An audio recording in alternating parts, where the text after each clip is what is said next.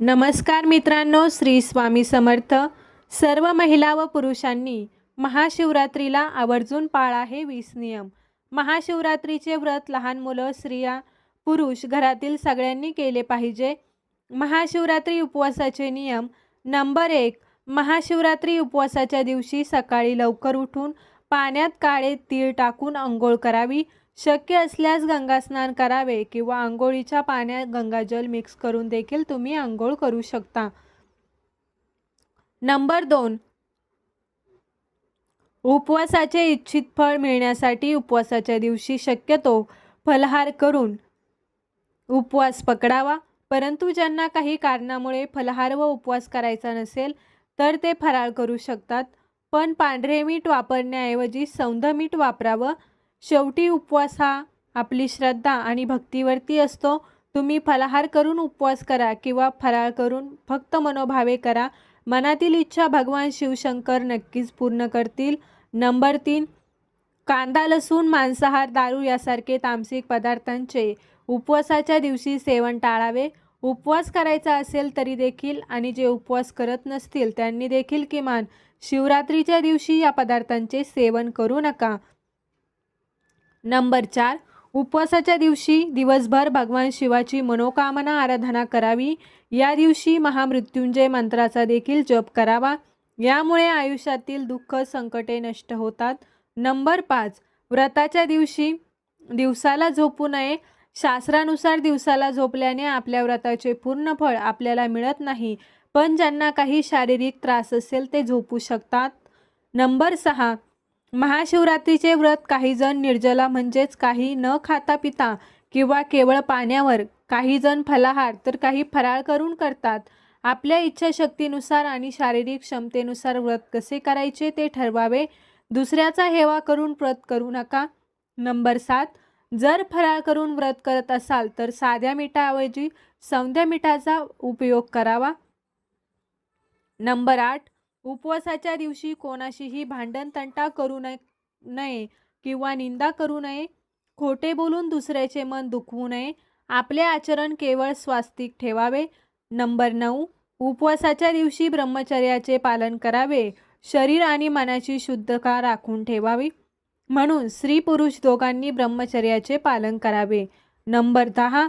शिवपुराणात महाशिवरात्रीच्या दिवशी रात्री जागरण करण्याला अतिशय महत्त्वाचे सांगितले आहे.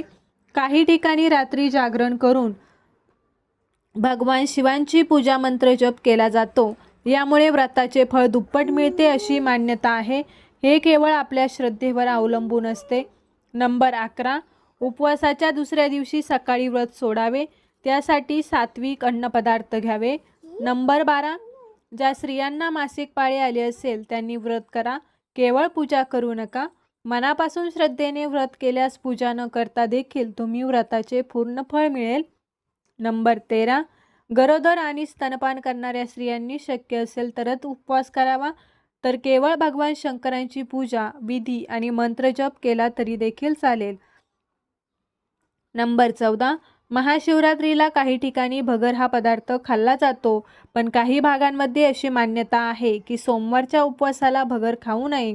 आमच्याकडे देखील सोमवार आणि महाशिवरात्रीच्या उपवासाला भगर खाल्ली जात नाही.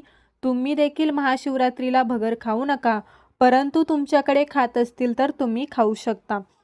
नंबर 15.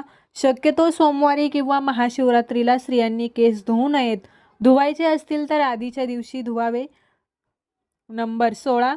यश, समृद्धी, शांती आणि आनंद मिळवण्यासाठी भगवान शिवाला बेलपत्र, धतुराचे फूल, कच्चे तांदूळ, दूध, दही, चंदन, तूप, पाणी, भांग, ऊस अर्पण करावे. या व्यतिरिक्त दुधापासून बनवलेल्या मिठाई, बर्फी, पेढा आणि खीर यासारखे पदार्थ भगवान शिवाला अर्पण केले जातात.